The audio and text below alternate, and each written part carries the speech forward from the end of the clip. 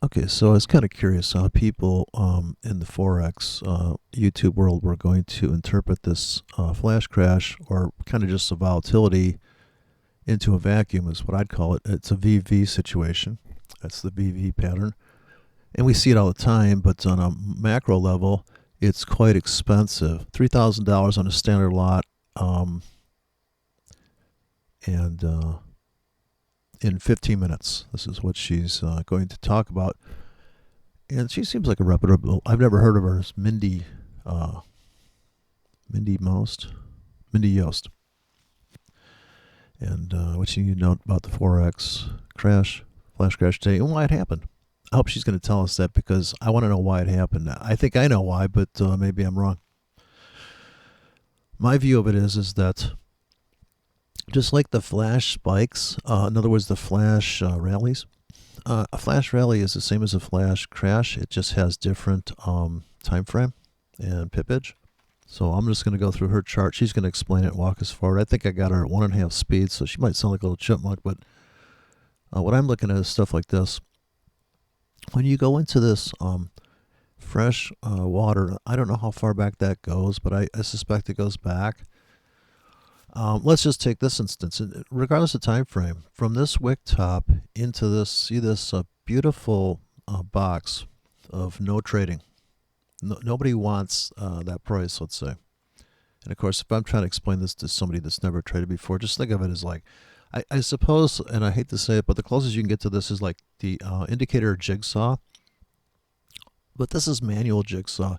This is hand cut jigsaw because you're really having to mark this shit off. Now, you could have a robot come in and say it recognizes this area, but how much weight does it put on this area? This is the trade to come, right? This is the trade to come in a limit grid entry system with a hard stop.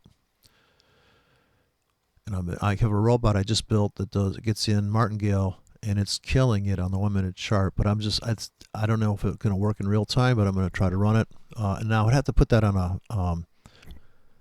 a laptop and just run it. So I got a little baby $80 laptop. I'm see if I can do it because what I'm afraid of is it's a Windows 10 laptop and the motherfucker's going to try to update while it should be taking on a crazy trade. But these pendings last all month. Actually, I turned out the monthly pendings are better than weekly because you're literally saying, I'm going to fucking buy this like heavy martingale. And by the time it gets to here, I'm making so much fucking money that if it rides to here and traps this trap, right? So it's trap to trap. So here's your mini trap, right? So just imagine you're going to be the retail trader, right? In other words, the retail traders are supposedly putting a sell stop here, and they are right in the end. But for a little bit there, they came back to where they got in, right? So this is also the reason why you see a pivot there is because people come back to they want to go and balance the books. They want to get out of that. In other words, it's a big crowd of people. This bottom becoming a top is because the people that bought that thinking that this was going to keep going, and why wouldn't they? Because here it worked perfectly, right? If you drew a trend line here, I just saw a guy. I swear to God, that's my next video after this one. This is a short video, so you probably knew that when you clicked on the. People can see the time. A lot of people don't like a short video. Some people want a long video, and it's funny because there's short video people and long video people. Look at this perfect top bottom, but see how it rips back? This price, in what they'll tell you in the no nonsense forex. So I already kind of like just a spoiler alert. The thing is, I don't know who I'm talking to, so I talk to this laugh crime guy, and I can see what he's thinking. I think you can see what I'm talking about. And of course, if you can't, it's hard to get rid of the maybe the habit or the kind of a crutch of putting a moving average on this stuff and not realizing that the market doesn't really have, in other words, time doesn't exist. I saw Owen Benjamin, his next clickbait is time isn't real. Now, I had a friend of mine, like this couch surfer guy, had a dump as a friend because he thought that the driver of the is it a Ford car killed Kennedy, and he also thinks that he's out of his mind, and he thinks time doesn't exist. Okay, it doesn't for the market, and this is why market profile was a little bit of time in that. But in other words, compress this market, look down at this way, like you're looking at them. If you could print this chart out and look into it from this direction, what would you see is a hot spot of trading in the middle of fair value right here. And this is happening in a dynamic kind of like constantly. Look at this great. And now, Steve, for one guy, this is a double bottom. And for one guy, this is a trapping the people that sell on stops here. Not everybody's in the same trade. This is also the place where some guy got in really heavy with too tight a stop and then never realized this move into former support. And the reason why I'm using a line chart is because I can hardly see this unless I really force my eye. If you can imagine, the line chart is telling you price over time. So I'm going to do the line chart that I kind of see here. And it's not going to be, so this is a completely different world. See, we have a top bottom here. Then the candlesticks are even just as hard. I'm looking for the hash mark ending here. Then we have some kind of dead cat bouncing in here. And then here we come into the void, right? Look at the reaction here. Now here's the scalpers coming in at new lows. They punch it. They can ride it to here, but everybody's getting the fuck out there, right? I mean, this is, I don't know what time frame this is. This 15-minute chart. This is a lot of fucking trading, and you don't even have to worry about it because if you got buy limits in this vacuum all the way to China, you're picking up this on a grid, and this is a high probability that something scalps to here. Hopefully you scalp something to here, right? This is the first exit, and what I was going to say about the line chart, I kind of fucked that up, but we have to see the line, we come up, we down. So when people do this, another thing that kind of drives me crazy is that when you see Akil Stokes or these people go, we have a swing high to a swing low. I mean, they're glossing over the subtlety of this kind of stuff. Up, down. You have to buy at the market here for 15 minutes. You're buying. Now, sure, too tight a stop, they kick you out, but this little cute mini stop hunt.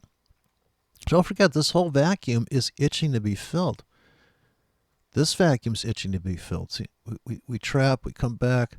We don't quite make it to there. I mean, having a sell limit here, no fill. So you have to have an area. You trade areas. Who's doing this precise entry shit? I get the fact that if I have buy limits here, I'm a genius, but if the spread's too wide, I don't get filled. That bid is a bullshit bid. The ask was here maybe, right? We don't know what's going on actually in here. But now we have buy limits here. No fill on these buy limits. You couldn't wait to get, I couldn't wait to get filled on those. Buy limit entry, right? I'm just speaking entry technique, buy limits here and sell limits here. Now in the stop entry world, we see sell stop stacking up, at least for the money managers. And this is where the people that bought here on a stop move their stop to break even. Pure stop entry technique, mechanical trading, any robot could do it. I think the limit world is really a structural trade. I don't think, well, I mean, limits are for structured trading. Let's just say that. And market orders are for clock trading or momentum trading, price over time, RSI, stochastics, you name it, MACD. You can trade that at the market every 60 minutes. Look at the 60-minute charts. You have a radar thing running on 20 currencies on the 60-minute chart. Oh, there's one, pull the trigger. There's one, pull the trigger. Now, the trigger pulls based on the volatility because you got to put in a wider stop for a highly volatile market. But if you can imagine at the end of 15 minutes, and this is going to be, I'm just going to walk. I don't want to get sidetracked, but it's because I was supposed to be a short video, but let this Liz chick go through her thing here, and this bird, I guess I call him over there. That's why they call them chicks here. I didn't even know that correlation existed. We call them birds. I go, well, that's like we have a chickadee outside. We know a chickadee. WC Fields, right? Okay, so he's going to explain her view of the flash crash here. I hope she's going to. I sped her up, so she's in chipmunk world. So brace yourself. Here, dating back to December 10th, right? And as we see, we have normal. Got a little country accent there. Kind of getting a crush on her already. No. Price action going on here, that's quite normal for the price to move up and down, and while it's moving up and down, it also moves up and down while it's moving up and down, right? And in most situations, now that is the best. I want that on a loop. If I could have the greatest hits, and of course I'm sure people love her to death in the comments. We could only go down there and read the comments later. That's always going to be, oh gosh. Situations, the price just kind of goes along, kind of does its thing, and then what has happened in the last few weeks, when we get over Okay, here so to sure. where we're now getting close to Christmas, what we see is a completely different pattern. Okay, so here you see the subtlety expansion of volatility. It's starting to heat up here, and you can't hardly even position yourself unless you have just the most. Look, if you have a high, So the Laugh Crime guy realized that, when he said high resolution trading, that is it. I mean, in other words, if you have, say, you have a store where, an online store where you can buy everything from dildos to doormats. It's just like, well, Amazon, right? So there, they did it. So that's what you're trying to be, is Amazon to the market. Of price action, right? Completely different. Well, look at these great trades in here. Now, here's a little mini trap trade. We see this over again. I mean, for the 15-minute guy, for the people that are treating the 15-minute chart as if it's the 15-minute chart.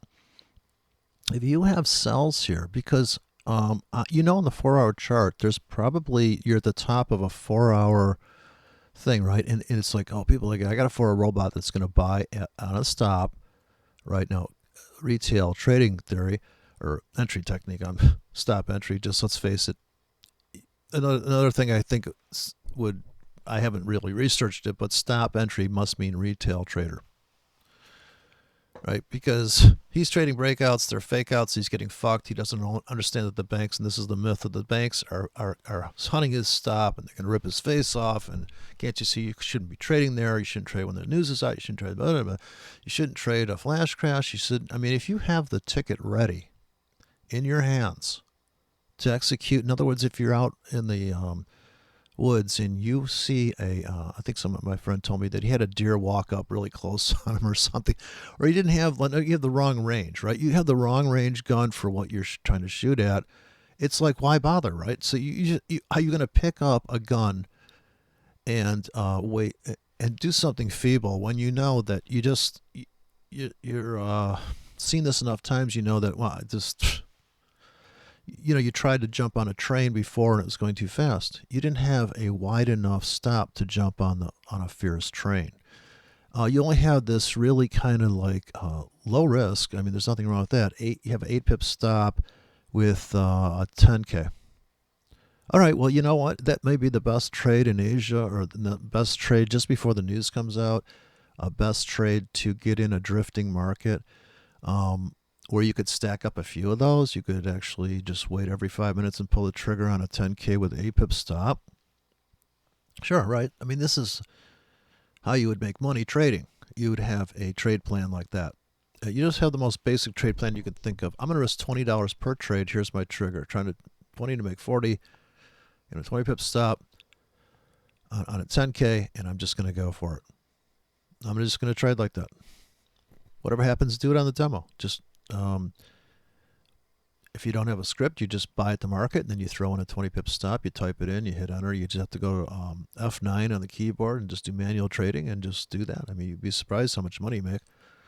But it's not your 20-pip stops, or your 20-pip stop may be a little bit too tight for a psycho move.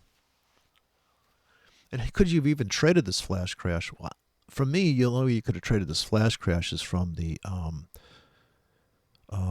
limit side, because before it happened, you would have had to have a this 200 pip winner on deck. You have to be in the market with a target that is 200 pips. Why not just buy the plunge? And you could see it coming, because you were going back into a vacuum that went hard back in. We've seen this a million times. You can point it out in a million times. All the flash crash, look at, you can see it. You can see these holes that you're like, holy shit. I mean, this is the same thing as a flash rally where the market keeps fucking storming north. I mean, gold did that. How do you think gold got to almost 2,000? Quickly, very quickly. It happens quickly because people are like, holy shit. If it's a true auction thing, what if all of a sudden you showed up at the auction house and they started bidding some piece of art up and you're like, what the fuck? People are going to chase that motherfucker into oblivion. There's no fucking known price that it's going nuts because people don't know what it's worth. Nobody knows what it's worth, not even the big banks. I mean, it's some big bank fucking shit. Make me sick. The big banks are going to haunt your stop. Yeah, if that's your narrative, then create a trade plan around it. You probably make a bunch of money, but it's just silliness. Different, much smaller 15-minute bars and things like that, and a really weird price action where the price will just pick a direction and just keep meandering down and down and down or up and up and up. And so anyway, what happened today, I'm going to come over here and keep scrolling this chart forward. Okay, so what happened today? It's always meandering. Look at this little flash crash. Now, this is the beginning of it. This is the first time we dip our toe in the water, and I'm not sure the exact price, but just for argument's sake, based on the way we see this first flash crash, mini crash off of this bottom, I'd almost guarantee you that this here is a dip into new lows going back 1 week. I think I'm going to go to my chart. I don't know the exact price. I can't drill down on this. She's got like some gray font. I can't. Let's see. 70 cents. 70.15. All right, about 70.15. But this is the bid. We don't know what the ask is. And so here we did the first dip in the window. And this is the first, so we see it, we see this, it's pretty serious indication that, And now here's we have a marching, trailing sell stops. Now, if we knew this flash crash was coming, we're pretty close to that line. In other words, we know that we're very close to the line. We're dipping in. This is the first dip, I think, on this 15-minute chart. I'll double check on my chart, but this is the first indication that, we got a situation. If we take this out, it's going to be wicked. So first we take that out. We got and this is so crazy to think, I can't draw here, but this top become a bottom here. And then it all happens. This is the beginning, kind of, wow, And this is not the flash crash even. This is kind of like just normal market behavior where you have this. It's just so funny. Look at how precisely this thing touches on bid. Now that is a sell.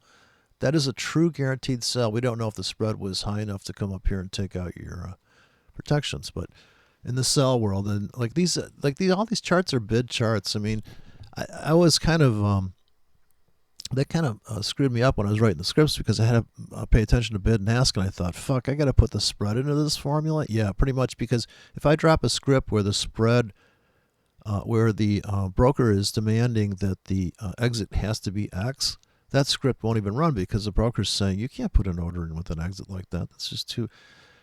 The spread's wider than your exit. So that's. You cannot slice that. These are very kind of fake charts. This is the bid chart only. So now she's going to march this forward coming into the window of the flash crash. This morning, the price kind of started going down in this particular pair. This was AUD USD, right?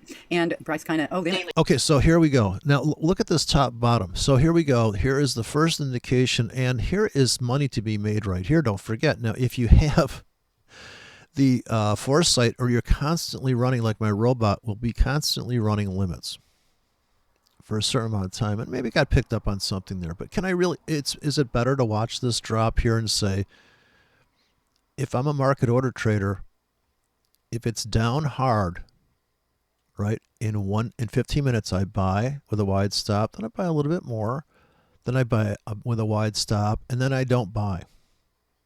Then I buy, then I buy. How'd that trade work out? Right? Or I sell. Up hard, sell. Just get the fuck out.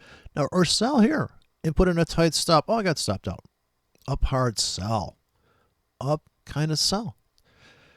What is wrong with buy low, sell high? Why isn't people trading that? Because you can't live off of that, right? Because you still have to have the limits that you know are guaranteed to be the obvious, like in other words, saving, if you can afford to put limits in, let's just say. Maybe you can't. Beginner trader is going to say, went up, I sold, and wow, went down. Man, you're right, that would work. Of course it works. But look how the range is getting small, and it's like, do you have a wide enough stop to buy here at the market and not get wicked out and have this come up? So people that do stop entry and all these retail, all the kind of like, well, this is stop entry is also I could call confirmation entry. Well, if if that's retail trading, then retail traders should not be looking for confirmation. They're better off to look at the fucking jigsaw, this vacuum up here. And we don't even fill. We start to fill here and then wow. Okay, I'm getting sidetracked. My dad, I had a guy in the video editing and said, keep it short. Pop back up, then it moved back down, and it kind of was making new. Holy shit. Okay, wait a second. Wow. Just, goddamn, back it up. I wanted to see just before we hit that. Okay, so here we go. Right, and price kind of. Wait, we're coming up back into the floor here. And, back up, then it moved. Okay, so here's where it went nutsoid. Now we're making new lows here again in the 15, cutting into fresh water. But this is a great trade. So this is the one that you could have traded on limits, giving the perfect. If you had the perfect coverage of limits in there, right? It'd be amazing trade just for that day, and you'd be out of the market. You wouldn't even be around for the flash crash, right? And if it did flash through your crash. Through your tickets, you stopped out, right? I mean, this is the whole thing is you're stopped out. And maybe there's slippage, but you're not going to blow up the account. So she gives she talks about a standard lot here, being in a standard lot just before the flash crash, which wow, that would be brutal. Way actually worse to be short be on the long side of the market early on and already be underwater before the flash crash. That's typically what would happen to you if you were bullish. You'd already be in. You wouldn't be, but that would move, right? Back down, and okay, so here we go. Now here's another buy low, sell high, come back into the floor, get top, become bottom. You're going to buy the bottom and you're going to get out at the top, become a bottom pivot. Basically, that's the idea. We hope that's what you're planning on doing. So if you had buy limits in here, and here, you bought this 15-minute down. Plus you bought at the market because it's hard down 15. You waited, then you bought here again. And the same story, different day. Here's a little stop hunt before we make that big move. And we're trying to fill this vacuum now. And all we could do is get to this double floor here. And this is the last known floor, right? So this is the most critical. Plus this is the doji. This is the mini auction this is the first auction that failed, right? And so it's happening in such a it goes from zoom in to zoom out just on this chart. So here we start coming into the people are thinking, well, you know what, we just have to overcome this now, and we'll buy here and pull back. So they buy, they're doing okay. And here's the money management bots probably coming in and protecting that position.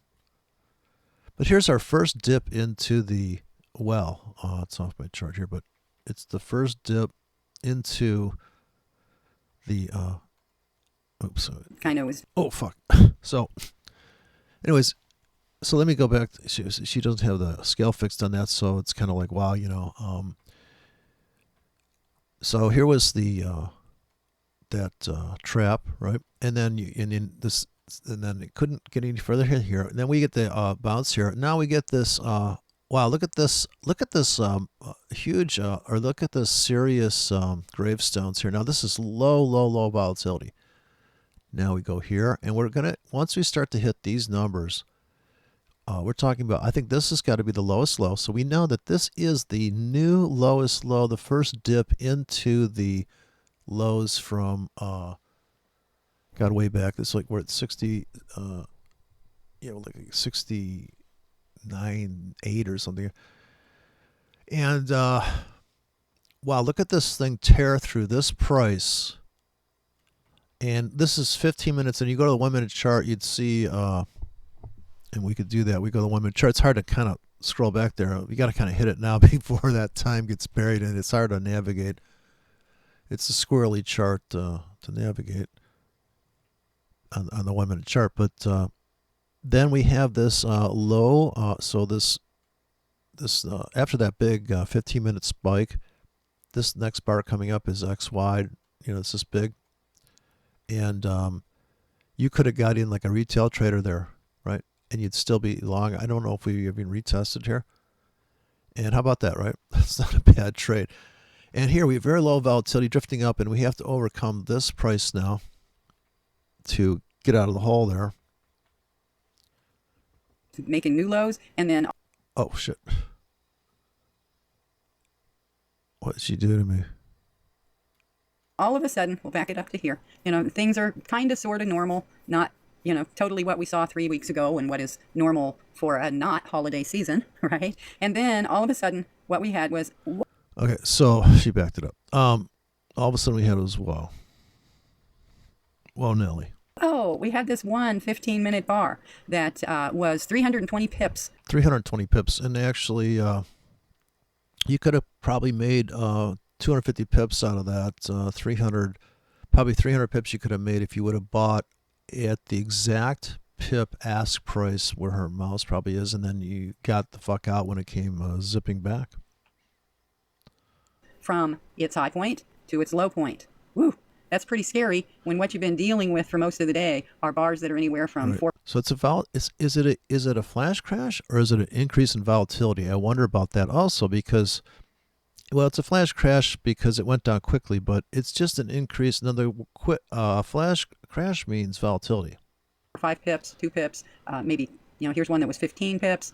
Prior to I call it the volatility vacuum. this bar in this trading day, 15 pips or so seems to be about the longest bar that you see. This one was 20. It was probably the winner today for being long bar until this afternoon, right? And so what we had here was a 320 pip bar. Now this bar happened in a 15-minute time frame, right? So what this is called a flash crash, okay? And what happened was after the flash crash happened, what we saw was a fairly immediate rebound. Now this is auction theory here to the supreme of like a 3-year low. I think we had on the Australian dollar there. And look at this. We finally get to pull back. It gets very quiet, and the breakout traders have maybe the half-hour robots have buy stops here, and they don't care about what happened before. They've been trading like that all day long. And they get back in, and these guys are back on board. Now, that's scary, and people will not trade the Swiss franc to this day because of what it did. I mean, it's funny. That guy Dieter I talked to. I mean, it's funny how people can't be objective. Like a robot could look at that and just go, I'm getting in here just because. I don't give a fuck about that spike. I see a 15-minute. Here's the entry for the robot. These two entries here, the smallest bars in the 15-minute robots. 15-minute robots are jumping on these 3 bars. Right, these are the small bars. Look at this. I don't know if this bar. Let's just open and close. But see how it opened where it closed? It's like a doji. Right, so it's like one of those, one of the charts, not a Renko, but the Ricos or something. That is another thing. I mean, psychologically, how you plot the market definitely would kind of like determine what your trade plan is, I think.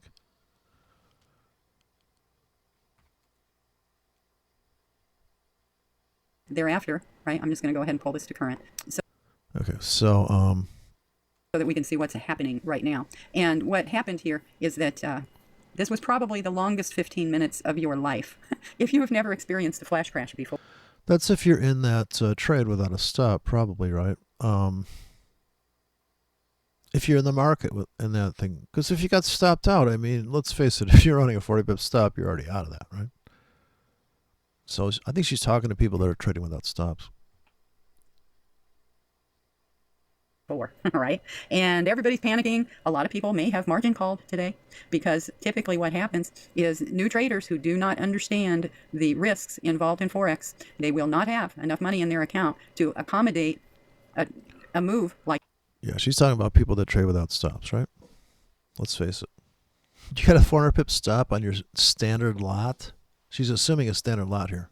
This, because what you have to understand is if you had a one lot trade in here, right, with a pip value of $10 a pip. Without a stop. And the price, if you had done a buy, per se, because the price had been moving down, maybe you're a counter trend trader. I'm your counter trend trader. Dude, if you trade a standard lot, hopefully you're getting the hell out. I mean, on some of these bounces. Right, let's hope. And if you had done a buy along in here somewhere and were waiting for your trade to start becoming profitable, most people cannot afford 320 pip move the wrong direction on their trade. That's what they put in a stop. Especially if they had multiple trades going on, right? Oh my God, more than one standard lot. Right? Because 320 pips times $10 per pip, if you were in this trade the wrong way, this one trade would have cost you $3,200 in usable margin when it was at its low.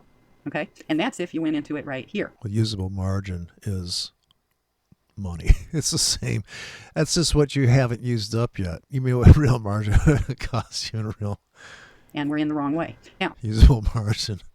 if you were in this trade going the correct way, right? If you had a sell up here and then this happened, a lot of times you do not get the profit that you expect to get because several things happen. Okay, the first thing that happens is when this price was in the middle of this move and it was going down 100 and 50 and 20 more and 10 more and then 100 more. When it's moving like that, what happens is the spread increases significantly, right? Instead of the spread being depending. That's also why that move is so big, because that's the bid. What you're seeing is what you're seeing is the spread increase. That's why the bid is so ridiculous, and that's why people think that that is a yeah. I mean, you are really if you bought the bid, that is the quote to get out if there was no spread. That's the quote to get out if there was no spread. On your broker, maybe anywhere from 0.2 of a pip to maybe a pip and a half or something for the spread, the difference between the buy and the sell price. When you have moves like this, sometimes the spreads will go up to 40 or 50 pips, right? So even if you're in the trade the right way, sometimes you're not going to get the amount of profit that you think you're going to get. Okay, sometimes you luck out and you can make a ton of money if you were in this the right way and your broker. It presupposes you got the fuck out of there somewhere, because that's over in 1 hour. I mean, it's over. Didn't raise their spreads and you closed the trade at the very bottom, yeah, you would have made about $3,200 on this one move in 15 minutes if you had exited the trade right at the bottom pip. But here's the problem with moves like this. When you have price bars like this that move 320 pips in 15 minutes, in the first place, you have no idea where the bottom's going to be, right? Because what this price did, it did not go straight from here to here. What it did is it went down, bounced up a little, went down some more, bounced up just a little bit, bounced down again and again and again. But no matter what kind of indicators you have on your chart, nothing in the way of an indicator is going to tell you where the bottom of a move like this is going to be. It would be on a 1 minute chart, though. A 1 minute chart would be RSI or even auction theory on the 1 minute chart. You can see it. That's 15 more zoom in than the 15-minute chart. The 1 minute chart, you can see it. Or a 30-second chart, you'd see it amazingly. And I'm sure that's what the banks, if there's supposedly a scalper at the bank, that's what he's looking at, is a 10-second chart with almost zero. I mean, the bank or the people that can get in really big, their spread is probably 20 pips better than the retail bucket shop, right? Or the broker that's giving you leverage. They're giving you leverage for a reason, because they're not going to be able to give you a tight spread. Now, if you're trading with zero leverage, then you're the bank, right? Supposedly. And yes, in other words, by the time it trickles down to the retail, and the spread's wide, not to, in other words, the spread's wide because there's a lag in the fill. And there's nobody, there's illiquidity. It's like flash. It's crazy. There's nobody's going to take that trade and think till things calm down and the system's going to resync.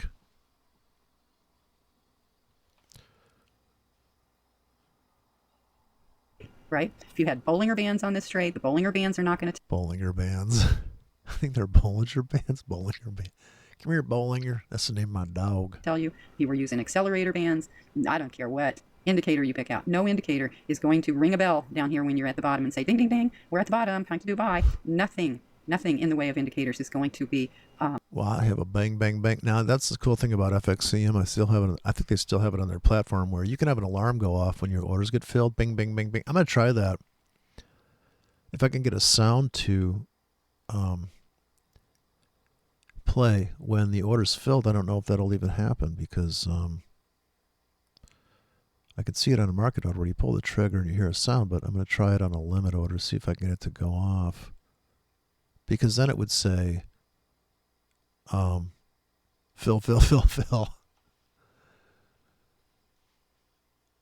Programmed in a way that it's going to identify the bottom of a move like this. Now, the thing is, could this bar have continued on down another 300, 400, 500 pips? It absolutely could have. right? Because if you have a bar that's going to go 320 pips in 15 minutes, there's nothing that says that the panic that's causing this to happen won't continue, and maybe this bar will go 600 pips down or 1,000 pips down, right? Most people who are new to Forex trading have never seen anything like this before today. And it's very, very important to trade your accounts in a way that you can survive moves like this. Okay, and that's what I teach in the mentoring classes that I teach, in the trading classes for Forex that I teach. And I've been teaching Forex now for 15 years. I've been trading it for 20. So I've seen many situations like this. Okay, but what I want to tell you is that depending on how many positions you had open at the time and how many pairs that you had trades going on in when this happened, it can literally margin call anybody's account relatively quickly if you have multiple trades like without a stop. I don't get why she's trading without a stop after 20 years of trading. This going on at any one time, because this is the AUD I guess newbies don't have stops. This is what we're supposed to. USD pair, right? But we also see these crazy bars in almost all of the JPY Come here, you crazy bar. pairs today. Here's AUD JPY, same time. They all happened at the same time. This bar on US. And you can look at the voids, vacuum voids on that. Looking back too, don't forget. And it's like a sort of end of the year bookkeeping, but sitting up on a fragile window. Yeah, these vacuum fills are brutal. DJPY was 557 pips tall. Okay, see, look, the top of this bar is at 75.74, right? The bottom of the bar is at 70.20. That's 557 pips. Let's go look at some of the other JPY bars.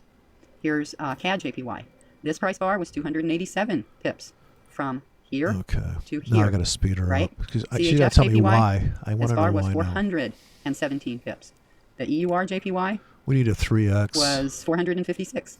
The GBP JPY was 543. The NZD JPY 365. USD JPY was 406. Whoa, baby, that's a lot of pips. Now, if you were in all those pairs going the right way, you probably came out of today smelling like a rose. If you got the fuck out on profits. And this is also presupposing not only do you trade with stops, but you trade with take profits, because if you don't get out of these markets, they turn like a Doberman pincer on you. If you were able to get out of your trade down here somewhere near the bottom of the bar. And you notice I'm making a big circle, right? Because we didn't know where the bottom of the bar was, right? Yeah, we might have thought we were at the bottom of the bar right here. We might have thought we were at the bottom of the bar here, or here. Or we might not have thought we were at the bottom of the bar yet. That's why you need a 1 minute chart when these flash crashes come. If you have like 40 screens in the corner you can run over to just as it's happening, with scripts in hand, you can make a mint. When the price was here, right? Because when the market is moving crazy like this, trying to identify the bottom is almost impossible. And who would expect, after weeks and weeks of having price bars, anywhere from this price bar is 6 pips tall, right? From some of these bars are 3 pips tall. Breakout traders are in early on that, right? And look at another example of falling into the this is probably a first critical dip into the window. Come back to get a top bottom. A failure of dip. People start buying into that. This is the last known bottom become a top. And look at this. Very quiet. But when we start to hit these things, look out. I'm sure this goes way back. I'd have to look at it on the yen. What was this? The dollar yen. You can go around and look at all this. I think I did it once. But let's see here. She's going to proceed to tell us something. Okay. 4 pips tall after you've been lulled into complacency over the last 2 weeks, seeing as how it's been holiday season, right? And you've had very small, very slow price action where it just kind of piddles one way and piddles the other. And then nobody has ever prepared for a flash crash. Never. Nobody has ever prepared. People don't sit around and think. You need to build a piddle bot. Well, what if my trade goes 500? That's what our little dog used to do. We had a Lhasa Apso and he used to piddle, I think. We put it in the mudroom. 165 pips the wrong way today. Am I going to have enough usable margin to ride that out? God, that's a newbie. That's what I used to do back in the day, 10 years ago. It's flashing red. Oh, well. Right. And so anyways, very, very important to know how to deal with these things when they happen and how to protect yourself as best you can from moves like this. Now, the fact of the matter is, one of the things that I teach in my mentoring classes is I teach something called hedging, right? Hedging is where if I'm doing a buy trade. Well, you got to do that in Europe. She sounds like she's in the States. And I'm thinking that there might be a possibility that my buy trade Possibility. might go against me, what I do is I figure out a way to hedge that position. And so I'll place a hedge somewhere below the trade. If I've made a buy trade, I'm going to put a sell order somewhere below my trade, just in case it goes. Holy shit. I'd get out of the hedge right away, man. If I was a hedger, I'd put on a hedge every time I got in the market.